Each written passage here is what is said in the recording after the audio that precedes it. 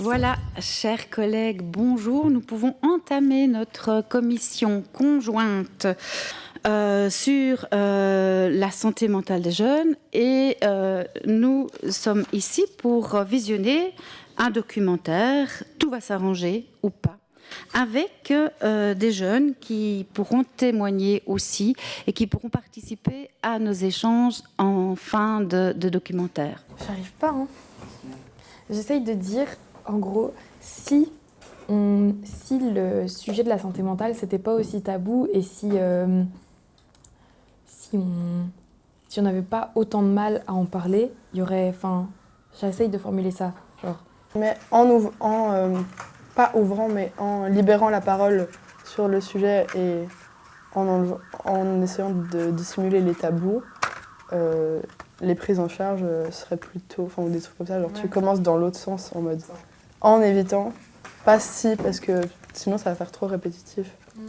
Est-ce qu'il y a des questions? Sinon, je pense que nous allons pouvoir rejoindre le banc du public et on baisse l'écran et on se donne rendez-vous après le film. Suis-je moi? Suis-je le problème? Si je disparaissais, tout le monde ne serait-il pas plus heureux?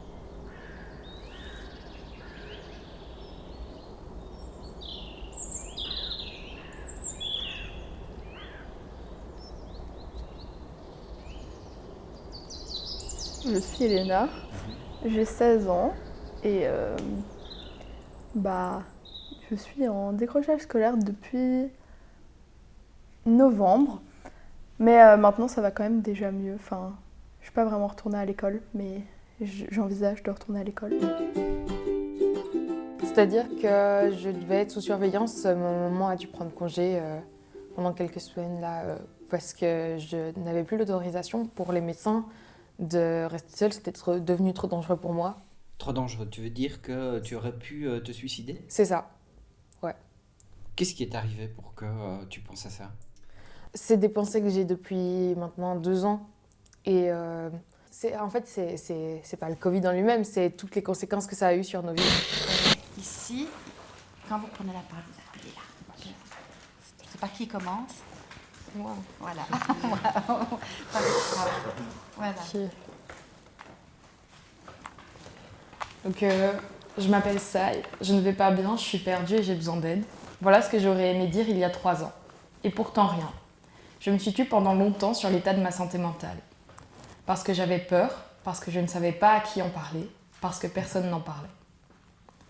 Alors j'ai joué à mon jeu préféré, faire semblant d'aller bien, pendant que la tempête ravageait tout dans ma tête. J'ai quand même essayé d'en parler. On m'a dit que c'était la crise d'adolescence et que ça allait passer, que ce n'était pas grave. Pourtant, si, c'était grave. J'avais envie de crever, j'avais envie de mourir et personne ne m'a écouté. Quand j'en ai enfin parlé, il était tard, presque trop tard. Je vous épargne les détails, mais j'ai enchaîné passage aux urgences, consultation chez les médecins et hospitalisation. J'en suis convaincue, si j'avais parlé et été entendue plus tôt, les choses n'auraient pas pris une telle ampleur. C'est pour ça que je suis là aujourd'hui, pour porter la voix de tous ceux qui se taisent. En libérant la parole autour de la santé mentale, on éviterait à de nombreux jeunes de sombrer. Cela rendrait la guérison moins longue et moins compliquée. Quand je cherchais une place en hôpital psychiatrique, malgré le fait que j'avais décompensé fortement, il était presque impossible de l'obtenir, car mon cas n'était pas assez grave. Savez-vous combien nous sommes chez nous avec un certificat médical dans cette situation ?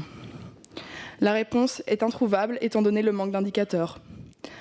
Actuellement, il y a un nombre incalculable de jeunes en souffrance. Ceux-ci ne viennent plus à l'école, sont en décrochage et nous n'avons strictement aucune idée de combien ils sont. Pour les travailleurs, nous connaissons le nombre en burn-out. Pour les jeunes, nous n'avons aucun réel indicateur de la détresse psychologique et des maladies psychiatriques dont ils souffrent. Nous avons besoin de ces indicateurs pour vous faire prendre conscience de ce problème de santé mentale chez les jeunes et pour pouvoir mettre des choses en place. Bientôt, nous allons voter pour la première fois. Il est essentiel que la santé mentale des jeunes et plus globalement les jeunes soit une priorité. Beaucoup de jeunes ont peur, ne voulaient pas retourner à l'école. Beaucoup de jeunes font des reproches tout à fait fondés, tout à fait, enfin, en tout cas qu'on doit entendre par rapport à l'école. Alors j'ai une question toute belle et toute naïve. Pour vous, l'école idéale, ce serait quoi ? Je pense que c'est super important, les activités, les milieux culturels aussi. Bernard DeVos disait on doit faire rentrer la culture, les artistes, les gens, les citoyens, les gens impliqués dans la vraie vie, pas que la vie de l'école, dans l'école, pour justement avoir une approche collective. Et donc, je pense que c'est là-dessus qu'on doit encore plus travailler. À la fin du documentaire se pose la question du sens. Je ne sais plus exactement. C'était toi aussi. Il disait comment donner du sens à ma vie. Et mais voilà, est-ce qu'aujourd'hui tu as des réponses comment évolue cette réflexion? Et là aussi, comment est-ce que la société pourrait agir, enfin, comment est-ce que nous, politiques, ou comment est-ce que la société, de manière générale, pourrait faire en sorte que les jeunes trouvent plus facilement les manières de donner du sens à la vie? Je veux aussi prévoir l'avenir, parce que de l'ENA, des SAI, il va encore en avoir à l'avenir. Et donc, moi, je voudrais vous remercier pour toutes celles et ceux qui n'ont pas encore vécu ce que vous avez vécu, mais malheureusement vont le vivre, et pour nous aider, en fait, à mieux organiser les choses pour les suivants. Quand j'avais arrêté d'aller à l'école pendant 6 mois, je crois, à la fin de l'année, j'avais quand même présenté un projet en théâtre parce que ils ne voulaient pas me laisser tomber. Et effectivement, moi, ça m'a beaucoup aidé à trouver un sens. Enfin, bon, après, vivre de l'art, c'est un peu compliqué, mais surtout dans le milieu des comédiens, etc. Mais franchement, c'est beaucoup plus humain comme cours. Enfin, c'est vraiment... on se met au service de l'autre en fait, et on peut pas faire du théâtre sans penser à la communauté. Et du coup ça change des cours où pendant 3 ans j'étais en latin et je devais avoir les meilleures notes quoi. Et puis maintenant je suis notée avec des couleurs sur mes compétences théâtrales, donc voilà. Moi là maintenant je me regarde dans le miroir en me disant que je suis pas normale et que je suis folle et que je suis incapable de vivre comme les autres parce que je suis pas capable de faire 8 heures assis sur une chaise comme les autres et que je suis pas capable de me réveiller à 7 heures du matin pour aller à l'école. Et genre le truc c'est que eux m'ont dit que c'est pas ok de croire qu'il n'y a pas d'autre solution que ça, vous voyez. Moi je suis à côté de ça, je suis une artiste, je fais des grandes choses, j'ai blindé de gens, je suis inspirée par plein de choses, j'apprends plein de choses, mais parce que je suis pas capable de faire 8 heures sur une putain de chaise, j'arrive pas à me regarder dans le glace en me disant que je suis comme les autres. Et c'est pas ok du tout, et c'est grave pas ok, et je défends ça autant que vous voulez, mais moi je suis pas au clair, et je sais le nombre de jeunes qui ont pas cette clairvoyance et qui sont bousillés et qui sont détruits par leurs parents, qui leurs proches, parce que bien sûr les gens ils sont là, ah mais tu vas pas à l'école et tu fais quoi alors? Non mais il y a tellement, je trouve ça, des gens arrivent à rentrer dans le système scolaire et tant mieux pour eux, mais pour ceux qui n'y arrivent pas, je pense qu'on devrait même dire cette notion que l'école c'est pas toute la vie en fait. Alors moi ce que j'ai constaté c'est que je pense que le politique a pris conscience des problèmes, mais toujours dans la partie aiguë en fait. Donc il y a eu des investissements qui ont été réalisés, il y a eu des budgets qui ont été dégagés pour l'engagement de psychologues à différents niveaux d'intervention, mais c'est la prévention tertiaire en fait, c'est le moment où en fait les gens vont déjà mal. Prévention primaire, pour moi c'est vraiment un élément essentiel auquel on ne pense pas assez.